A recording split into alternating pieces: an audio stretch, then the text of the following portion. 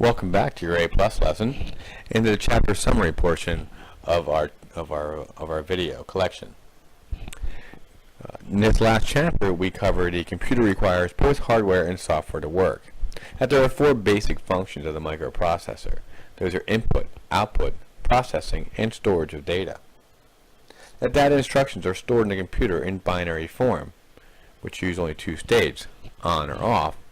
It's our machine language, and we call it binary.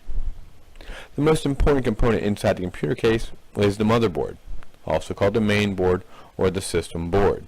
It holds the most important microchip inside the case, called our CPU or central processing unit, also known as the microprocessor or a processor. The motherboard also gives access to other circuit boards and peripheral devices.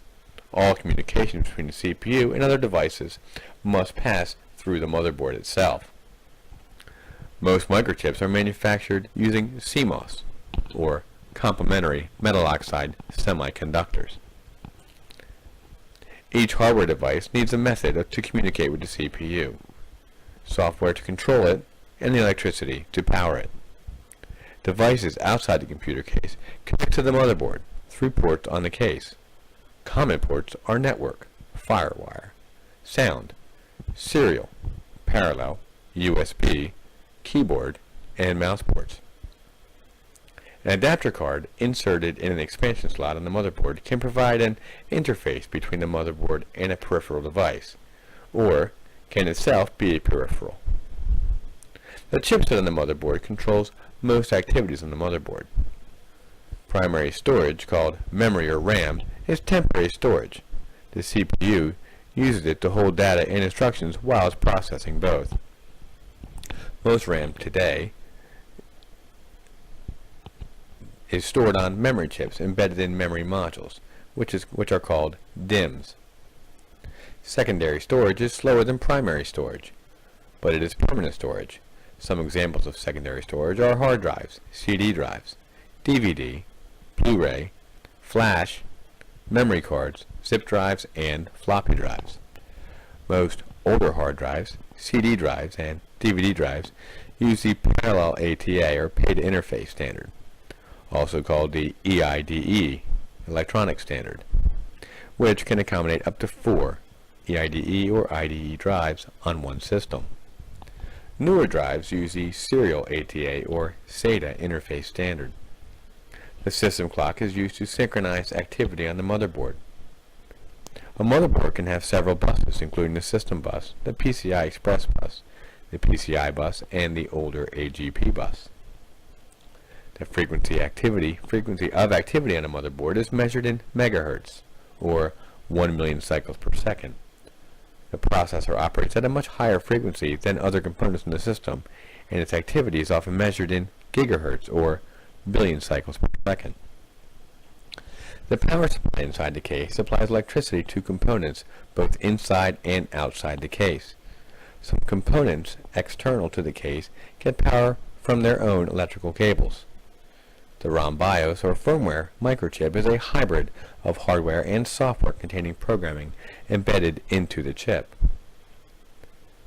ROM BIOS on a motherboard holds the basic software needed to start a PC and begin the process of loading an operating system. The BIOS setup program is part of the ROM BIOS stored on a firmware chip. It is used to change motherboard settings and configuration information. When powered off, the ROM BIOS could lose its power unless powered by a CMOS RAM battery, where it receives a trickle charge.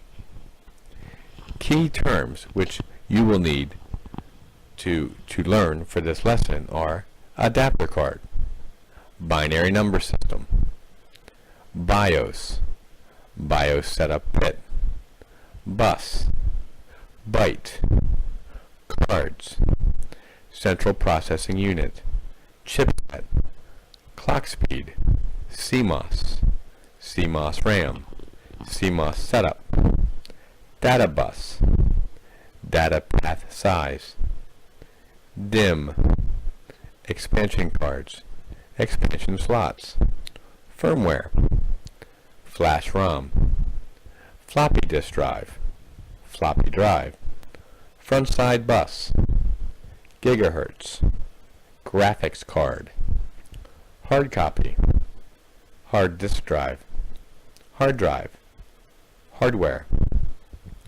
hertz, host bus, keyboard, magnetic hard drive, main board, megahertz, memory, microprocessor, monitor, motherboard, mouse, non-volatile memory, parallel ATA or PATA, parallel port, peripheral device, port, power supply, primary storage, printer, processor, program, protocol, RAM, ROM, the S/PDIF or Sony Philips Digital Interface sound port, secondary storage, serial ATA or SATA, serial port, software, solid state drive, startup BIOS, system